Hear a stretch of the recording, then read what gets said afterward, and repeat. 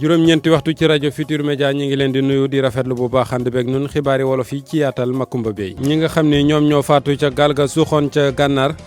am na ci juróom-benn ñoo xam ne Kaolack la ñu dëkk diggante Betuwaar ak Tabangoy tey jii nag lañ leen doon wàcceeli kaamil di leen ñaanal ci aw tiis ci dem boobu ñu demoon loolu mujj ci ñi ciy rëcc nag ñoom toll ci fukk ak ñeent di ñibbisiñ sunu ndaw la nga xam ne moo nekk ca gox ba nag daal dinay daje ak ñoom ca Nouakchott googee balaa ñuy départ ca woto ba ñuy dugg di ñibbisi gune yu jigéen ya dëkk ca Guédiawaye doon dox di ñaxtu tey viol yi nga xam ni moom mooy dal ci seen kaw jox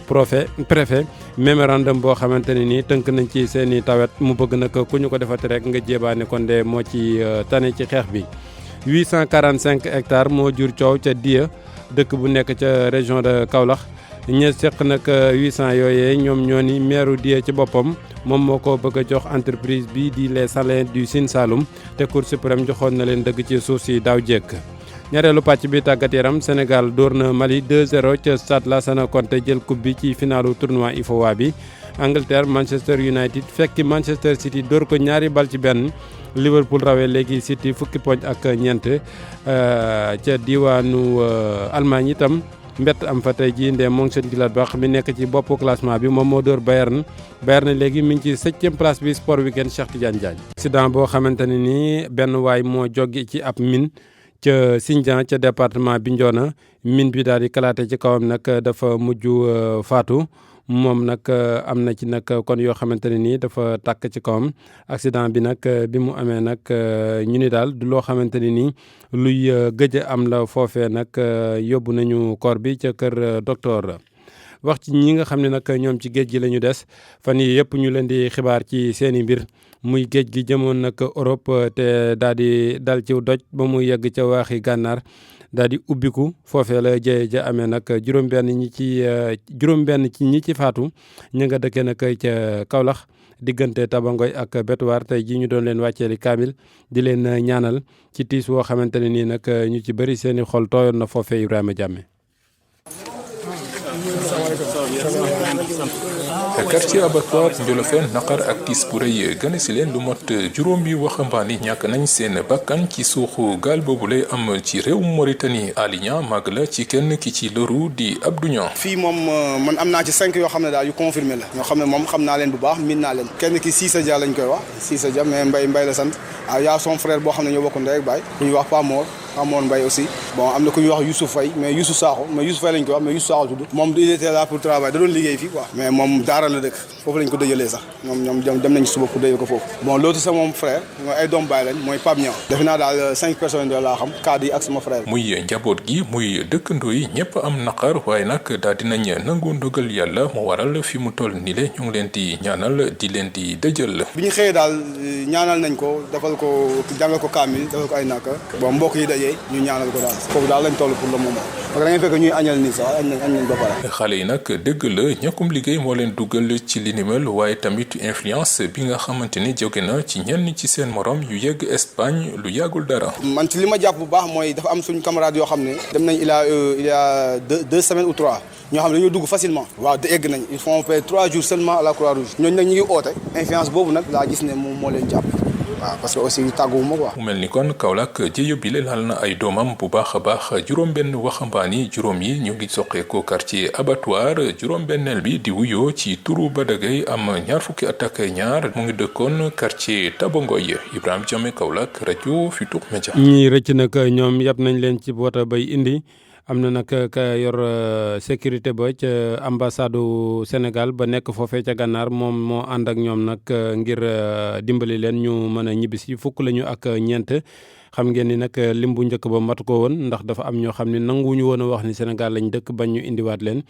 loolee nag bi mu amee yëpp sunu ndaw la ca gànnaar di Mohamed Diop daje na ak ñoom laataa ñuy départ. oui nice moom kañ moom li may gërëm mooy ambassade Sénégal nit ñi jëlee fii toppatoo ñu jox ñu dund jox ñu faj ñu. jëlal ñu oto yóbbu ñu ba suñu réew ñu ngi leen di sant nañ yàlla nañ nekk ambassade France. Birane Niang toll ci ñeent fukki at ak benn bokk ci fukki Sénégal yeek ñeent yi nga xam ne ñu rëcc ci gaal gi suux Mauritanie moom nag mu ngi bawoo Kaolack ci quartier abattoir nekkoon fa di liggéey comme marchand ambulant bala mu doon topp géej gi jëm Espagne moom sax mooy wax ne loolu danse la waaye nag ñàkk tax na ba amuloon leneen lu mu def Birane nag am na sens ndax mu ngi ñibbi bokkut ak ñi seen bakkan des Nouadhibou waaye nag souvenir bu naqari lay yóbbaale. non y a beaucoup de décédés. ñu bari dee na ñu bari dee na ñu bari dee. Birane ak yeneen mbokki réew mi rëcc ci gaal gi ñu ngi jaaroon ambassade du Sénégal ngir noppalu ak itam añ bala ñuy jëlaat yoon wi jubali Sénégal. Mohamed Diop Nouakchott RFM. gune yu jigéen ya dëkkee ca Guédiawaye tey jii doon doxub ñaxtu doon ñaawlu nag violence sexuelle yi nga xam ni ci seen kaw lay jëm loolee nag tax ñu daal di jox benn mémorandum bopp seen tawat yëpp ci la ñu ko tënk ñu jébbal ko préfet moom itam mi ngi sàkku ci ñoom ku ñu ko defati rek wala nga xam ko ñu ko def nga fexe ba jébaane ko ndax dara taniwu ko ci xeex ko nit ñi mën koo reeteet xam ña koy def Salif Sow àndoon na ci ñi nga xamante ne nii ñoo doon amal marche boobee. ci seen façon xale yu jigéen yi nee ñu téet bëggatuñu ñu leen di sàkku dox ñaxtu lañ ko amal ci mbedd Géejawaay yile dox nañ daanaka lu mot 4 kilomètres liñ doon wax ci ba ñuy dox yépp di ko kaas ba ñëwee ba ci préfecture wax nañ ko kanam ki nga xamante ni moo fi toogal nguur ay daba moo yore seenu kaddu. Que les autorités judiciaires engagent de fortes sanctions contre tout auteur de viol ou de violence sexuelle. mémorandum bi di kayit soo xamante ni joxoon ni ko moom préfet bu Géejawaay ba mu ko jëlee ba jàng ko def na ci ay kaddu di déem a dalal xel yi. Blondin Ndiaye. seen combat la certes mais combat wu état du Sénégal la bu ñu xoolee ci ginnaaw yàggul dara monsieur le président de la république en conseil des ministres adopté nañu modification code pénal pour que sanction yi nga xamante ne mooy jëm ci wàllu sàkku xale wala pédophilie yooyu yëpp ñu gën koo durcir ba muy dem ci réclusion criminelle. kàddoom yi lee moom mi fi toogal buur yemalewu ko rek ci ne ay daan dina tegu mu ngi sàkku it ci askan wi ngir ñuy anticiper mbir yi maanaam di waxtaan ak xale yi te it képp koo xamante ni gis nañ la nga def ko wala ñu xam la ñu boole la. képp ku ñu jàpp ne def nga sàkku nga xale ñu yóbbu la ci yoon ñu wax ko commissaire bi fekkante ni ne commissaire bi sori na leen boo leen ko waxee seen délégué de quartier moom dina dox lu ci war. 2019 beneen at la bu doy waar ci xale yu jigéen yi ëpp nañu junni ak ñetti téeméer yoo xamante ni gars yi àgg nañ ci seenu kaw sàkku leen jaay leen doole fukk yi ak ñeent sax xamal nañ ñi ne dañ fa jaaree ñàkk seenu bakkan. Salif Sow Guédiawaye ngir rajo Futurs Médias. RFM rajo askan wi. wéy ak yéen ci xibaar yi juróom-ñetti téeméeri hectare ak ñeent fukk ak juróom moo indi coow ca Diya dëkk bu nekk ca région bu Kaolack ña war suuf soosee nag ñoom ñoo ni fi mu ne nii meeru gox ba daf ko bëgg jël daal di koy jox ñii di waa Salin du Sine Saloum ñu ni itam nag Cour suprême jotoon na leen a jox ci ab dogal lu mat ñaari at a ngi nii moomeelu ko suuf soosee Ousseynou Badiane moo wax ci seen tur ñu déglu ko ci micro Ibrahima Diame. ñoon waxuñ leneen xam nga lan lañ wax lii ñu yàlla séddee nañ ñu ko fi baal liñ ci war a exploité bu jotee danañ ko exploité te tubaab bi yem ci Salin bee yem ci Njaafaat gee yem ci Kenn Bukki gee bu ñëwee waxante nañ te dëgg rek Salin est-ce que réellement xorom la soxla mais boo toppee tali bi de Fatick ba Kaolack tali bi yëpp xorom la na jël xoromu gaa yi jot a génn nga xam ne ay baadoo lañ xamuñ sax fu ñu jaay seen xorom mu di ko jënd traité ko comme ni mu waree moom mu génnee ko ci réew mi bu dee xorom rek la soxla xorom a nga fi am pagay gars yi produire nañ xorom ay tonnes yu bëree bëri na ñëw jënd ko ci ñoom dem traité ko ci usine am te mu bàyyi waxu sit bii suñu autorité locale yii nag ñu ngi leen di waxaat ñu ngi waxaat ak ñoom ñun ak ñoom ñoo dëkk fii ñun ñëpp ci mbuum dóor bii lañ dëkk fii lañ judoo mbaxal la ñuy lekk maafe la ñuy lekk gisuñ ci ñoom lu ñuy jaaxal meluñ lu ñuy jaaxal xamuñ lu ñu xamut mënuñ lu ñu mënut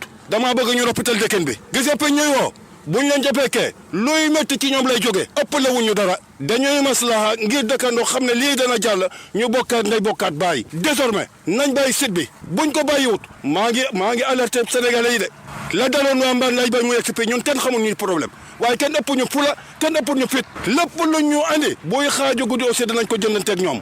moom nag ginnaaw bi jéem na jokkoo ak Guy Deschamps mi directeur u Salin di Ibrahima Diame mi nga xam ne moo ñu jottali kàddu yooyu waaye nag téléphone ba doy sonné kenn jëlul ñu ni ko na xaar fii ak altine ba xam. conseil spécial bu maire bu Diamniadio démb ci heure bi moom itam ñu ngi ko doon tudd ci coowal suuf su yaatu soo xamante ne nii nee nañu na mu ko lotissé jaarul yoon tey jii nag ab conseil spécial am moom moo tontu nee na nag waa service départementaux yu domaine yi cadastre ak urbanisme ñoo deful seen liggéey Maysa Ndiaye ci micro Abdou Diouf Diagne. di wax ne le maire de la commune de Diamniadio Mamadou Moulaye Gueye amu ci benn responsabilité situation bi nga xam ne moom la population di dund li mu war a def na ko wax na ko ba interpeller son excellence le président de la république Macky Sall ci mois d'août bi passé Macky Sall bi mu fi ñëw waxtaan na ci ak moom ba Macky Sall jël ci ay décision alors li xew tey nag mooy service yi nga xam ne ñooy service départementaux yi muy impôt et domaine muy cadastre muy urbanisme ñoom ñoo yore wàllu woowu bàyyi yi ñuy joxe du maire moo koy joxe service départementaux yi ñooy joxe ay baux ñu bëggoon nag situation bi nga xam ne moo xew Diamniadio maanaam ñu am lotissement boo xam ne municipalité bi def na ko ñu ñëw ci ginnaaw xëy jékki-jékki ne am na ay baux yu ñu génne ay baux yoo xam ne date bi doo xam kañ la ñëw nañ donc suuf soosu ñu joxe woon ba pare dañ koy jox ñeneen mooy dañuy indi ay problème donc loolu mooy problème bi fi am lu ñu bëggoon mooy situation bi xew nu mu gën a gaawee ñu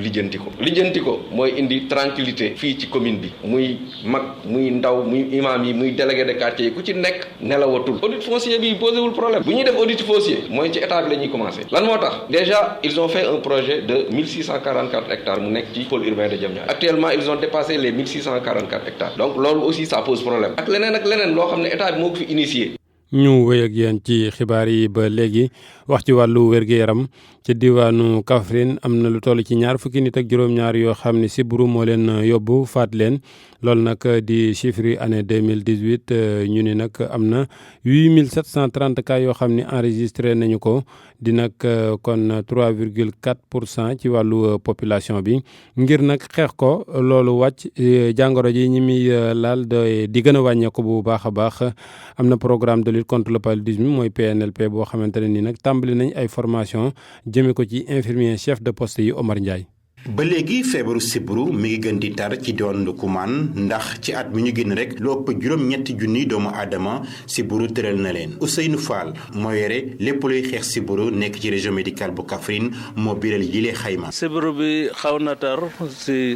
Kaffrine parce que at mi ñu génn am nañ lu ma ëpp juróom-ñett junne nit yoo xam ne sibiru bi laal na leen boo ko doon xayma si incidence mooy junne bu nekk lu mot juróom-benn ak lu ko ëpp daal am nañ sibiru. terewut ba léegi sibiru mi ngi gën di faat ay bakkan ci diwaan bi gën a taree nag ci goxu Koungheul. waaw am nañu si ñota jàkk seen makam malheureusement ñaar fukki nit ak juróom-ñaar yoo xam ne mun nañ wax ne sibiru bi moo leen faaga Koungheul daal lañ gis ne fa la sibiru bi gën a tare presque buñ doon jël téeméer juróom fukki yëpp foofu lay jóge. moo waral sax waa programme national de lutte contre le palu ñëw amal ab tàggat jëmale ko ci infirmier chef de poste yi nekk ci diwaan bi madame Diaw Fat Bintou Sall moom lañ fi yebal. jàppale bi mooy jàppale leen ci seeni agent surtout les infirmiers chefs de poste pour tàggat leen juróom benni fan loolu xeex bi ñoom ñu nekk ci vraiment des combattants de premier niveau ba nga xam ne dinañ mën a wàññi sibiru bi ci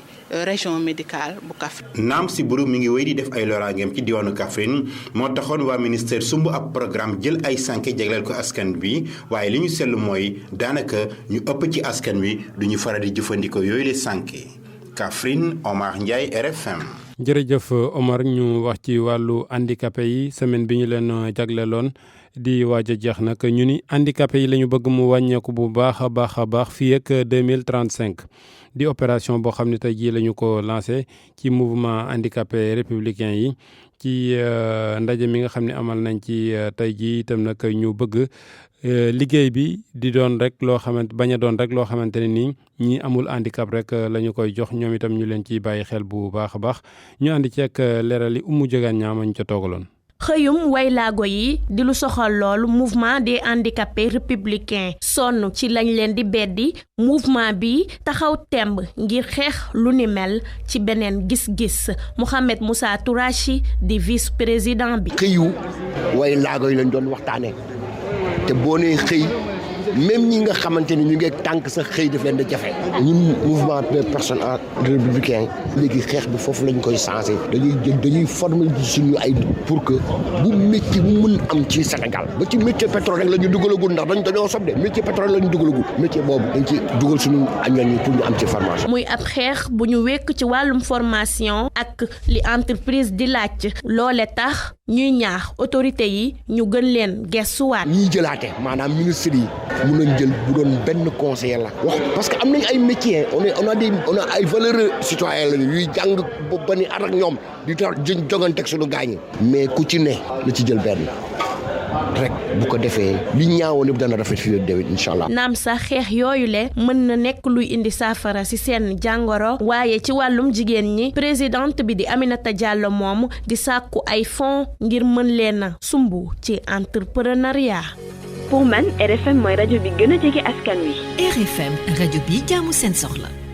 opération de désencombrement yi ñuy xetle mbeddi ndakaaru yi ñu gën a seet te xot-xot yi daal di wàññeeku day wéy ba at mi jeex te itam fu ñu jëlee ña nga xam ne ñoom ñoo fa nekkoon brigade bi nga xam ne mi ngi ñëw nag war a nekk brigade bi xeex salte gi ak encombrement yi dina ko fexe ba kenn du fa sampuwaat loolu nag ministre de l'urbanisme du logement et de l'hygiène publique tey ji moo ko xamle moo doon jàll tey ci assemblée nationale ci wote yi ñuy woteel budget yi ministère yi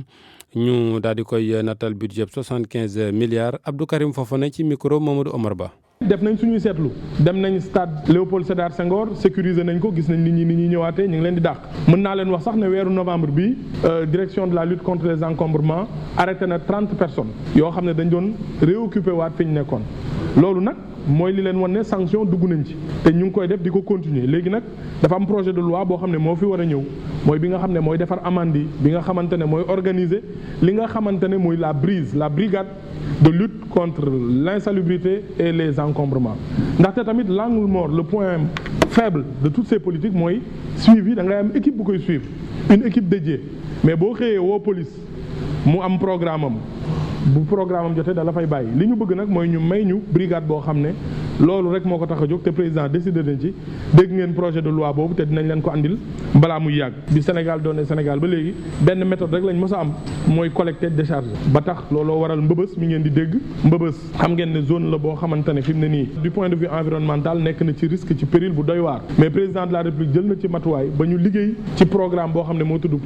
Promojet nag moo dajale lépp loo xam ne rek dafa jëm ci gestion des déchets Promojet ak PGD Sud bi nga xam ne Banque islamique de développement moo ko financé li ñu bëgg mooy dëkk yu mag yëpp ñu dajale leen ay zone defaral leen d'abord li ñuy wax ay centre intégré de valorisation des déchets ndaxte mbalit nekkatul lu ñuy sànni noonu rek bàyyi ko déedéet programme bi déwén la war a jàll Banque mondiale bu ko defee ñu restructurer mbëbës progressivement liggéeyaat ko boo demee ci dëkk yëpp li mel ni mbëbës dañ koy defaraat bâche ko tëj ko ba nga xam ne du yàqati dara ba pare nag def fa usine boo xam ne mbalit bu ñëwati dañ koy mën a organiser. mu nekkoon Abdou Karim Fofana ministre bi ñu dénk wàllu dëkkuwaay bi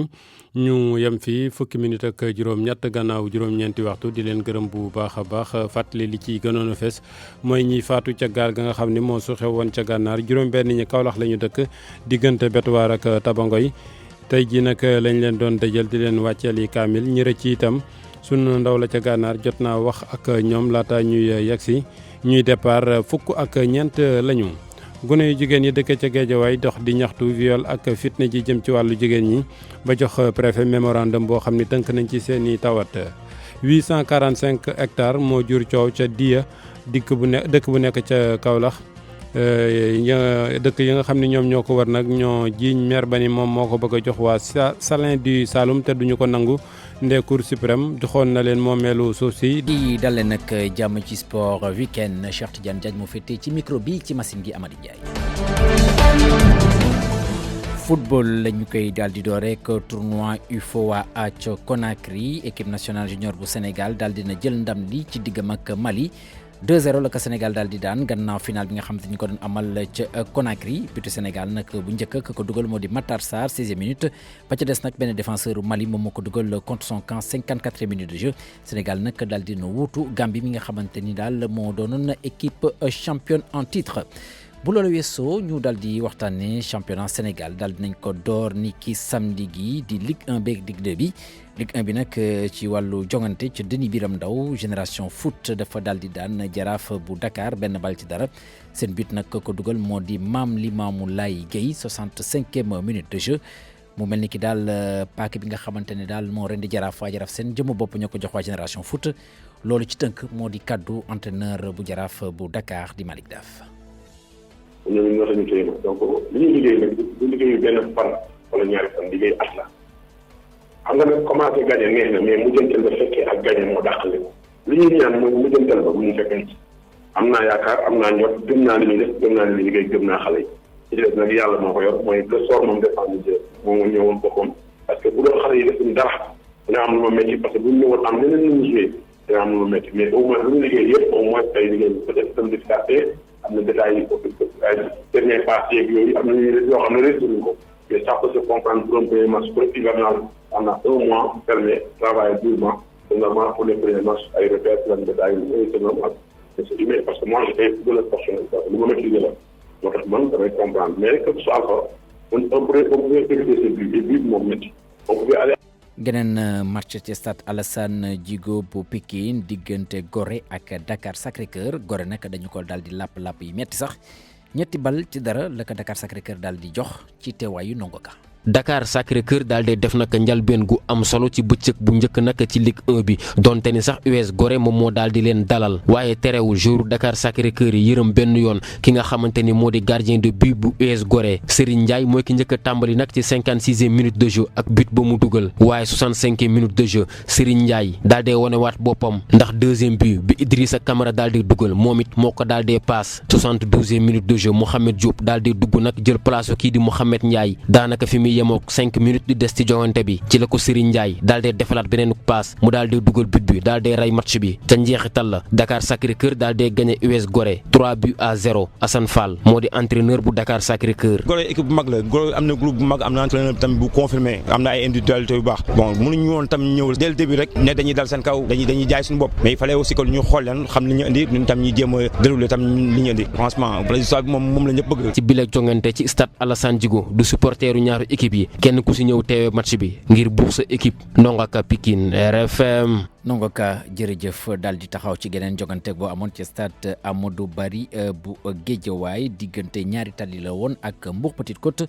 ndam demul ndam dikul kenn dugalul sa morom dara kii di Pape Thiaw di ancien international Sénégal moom mooy coacher équipe bi di ñaari tali am na ay kàddu yi nga xam te jot na ko yëkkati gannaaw ba match bi jeexee. démarré nañ pour équipe bu nekk jël na benn point dañ ciy sant yàlla tamit parce que tamit mënoon nañ perte match bi même fekkoon sax en terme d'occasion ñun ñoo mérité woon gagner match bi mais après football moo demee noonu tey jii nii on n'a pas été efficace défensivement benn côté bu baax bu ñuy wax moo on n'a pas pris de but déjà c'est quelque chose de bien maintenant il faut dugal ay but parce que pour gagner ay match il faut nga dugal ay but mais après dinañ ci gën a liggéey incha allah. coach yoo xam nañu problème infrastructure ñaari tali fu muy entraîner ren. ah bon pour l'instant ñu ngi Bima à Bel Air donc fa la ñu trouvé mais après métti na si club yëpp parce que tamit sa xale yi day xaw a métti donc des fois parce que début de semaine il faut ñu entraîner deux fois dans la journée et parfois après budget club yi demee noonu donc on s'adapte. la ca des ci jogante ñeel première journée Ligue 1 bi danañu ko daal di yeggali niki dimanche gi ca Ziguinchor stade Aline Sitoé Diatta diggante Casa Sport lay daal di doon ak ñi di waa Teungueth FC stade Alassane Djigo bu Pikine 17h AS Pikine ak Ndiambour bu Louga ca Caroline Faye ca Mbour diggante stade Mbour lay daal di doon ak ñi di waa AS Douane stade Lat Dior bu Thiès diggante SNEPS bu Thiès lay daal di doon ak Jambar bu Saly ci bu 17h30 jotee la match googu di daal di door Ligue 2 bi daal dina door li nga xamante ni moo di première journée ci stade Lat Dior bu Thiès ke samedi gi Thiès FC dafa daal di am ndam ci digganteem ak Dakar Université Club 2-1 Amitié FC di beneen équipe bu Thiès daal di match nul ak Africa Promo ku ci nekk jot naa dugal moromam benn but ci stade Massène Sène bu Fatick J Fatick ak Linguère bu Saint-Louis daal di def match nul 2 buts partout stade Lamine Gueye bu Kaolack Sonacos bu Bawol moom moo daal di am ndam ci digganteem ak Jamono bu Fatick 2-1 kii di Bakary Gueye moom moo jot a dugal ñaari butu équipe bi di Sonacos niki dimanche gi ci stade Caroline Faye Kër Madior dana fa tase ki ñi di waa Port la ci des nag ci wàllu jongante ñeel Ligue 2 bi danañ ko daal di amal niki altine ci stade Alassane Djigo bu Pikine 16h30 diggante Renaissance lay dal doon ak Guédiawaye Football Club beneen ba ca des stade Amadou Barry googu lay waxtu itam 16h30 diggante Union Sportive bu Ouakam ak ñi di waa Demba Diop FC bu Mbour. ñu tàmbalee wax ci championnat yi ci biti réew championnat bu France seen 17e journée jàppale ni ñi di waa Paris Saint-Germain daal dinañu gën a dëgëral seen taxawaay ci bopp raw gàddu gi gannaaw ba ñu amee ndam lu yaa seen diggante ak Montpellier Paris Saint-Germain moo leen fekki sax daal leen daan ñetti bal ci benn donte ba ñuy door match ki yombul woon ci ñoom ndax Montpellier moo leen daal di mëne waaye ci diiru 7 minutes la waa Paris Saint-Germain jot a dugal ña dugal nag moo di Icardi Mbappé ak ki nga xamante ni moo di Neymar jàppale ni itam googu lay jongante Idrissa Gana Gueye jot na génn ndax gaañu bi nga xamante ni moom moo ko daal di tëral lu ci des nag ci wàllu jongante dañ ko daal di amal la niki dimanche gi waaye ñu mën cee lim diggante Olympique de Marseille ak Girondins bu Bordeaux Marseille mi nga féetee si ñaareel place bi Bordeaux féetee si ñetteel place bi juróomi poñ nag moo daal dox seen diggante ca Vélodrome la match kooku di amee niki dimanche gi ci bu 20h jotee ñu daal di wax ci championnat bu Angleterre jàppale ni Liverpool bu Sadio Mané moom sànni na karawaas ndax jamono gi lu tollook fukki poñ ak ñeent la rawee Manchester City mi nga xam te ni moo di équipe champion en titre rawee gum lu tollook fukki poñ ak benn ñi di waa Leicester féetee si ñaareel place bi ci ba ñuy def seen i jongante ni ki samedi gi Liverpool moom dafa daal di daan ñi di waa Bournemouth ñetti bal ci dara googule match nag Sadio Mané jot a football ndax dañ ko daal di noppal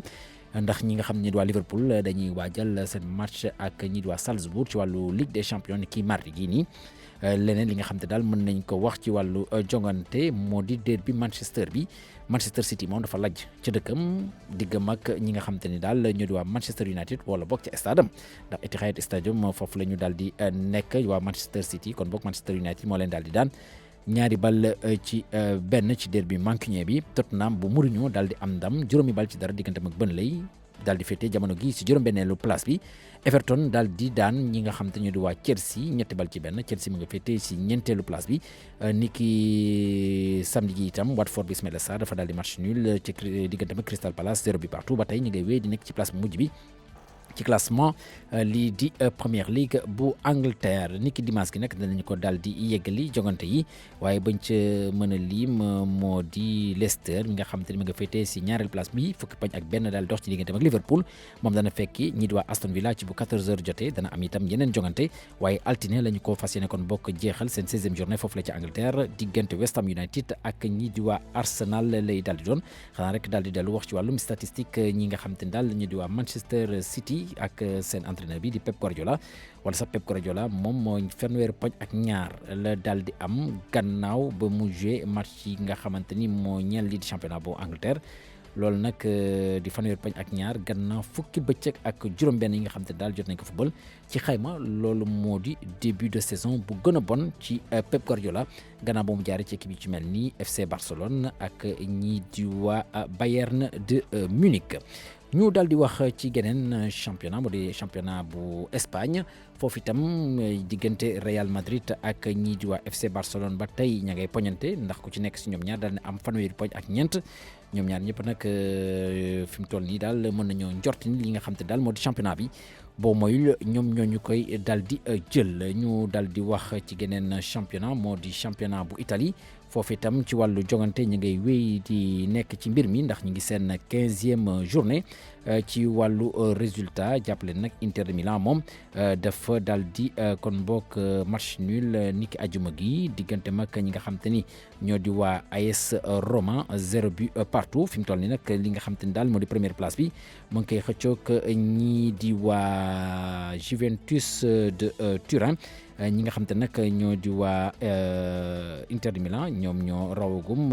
rawek lu tollook daanaka benn poñ ñi nga xam te daal ñu di waa Juventus de Turin waaye daal yëf yi fi mu toll nii dafa mel ni kii ma ngay bëgg kon bokk sooxe ci côté waa ñi di Juventus de Turin ndax si match gu dox seen diggante ak ñi di waa Lazio bu Rome Lazio moo leen mëne ñaari bal ci benn.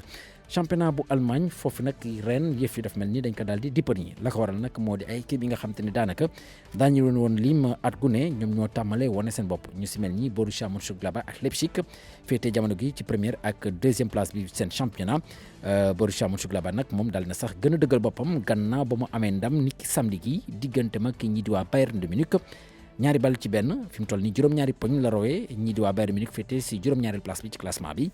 geneen équipe di Leipzig mi nga xam te ne jot naa ko lim 5 moom itam mu nga féete si ñaareel place bi moom daal di am ndam lu yaa ci samedi gi diggante mag ñi di waa Hoffenheim ñetti bal ci benn Dortmund moom mu nga féete si ñetteel place bi am na ndam samedi gi juróomi bal ci dara ci diggante mag ñi di waa Fortuna Düsseldorf la ci des nag ci wàllu jogante ñeel ba tey 14e journée championnat bu Allemagne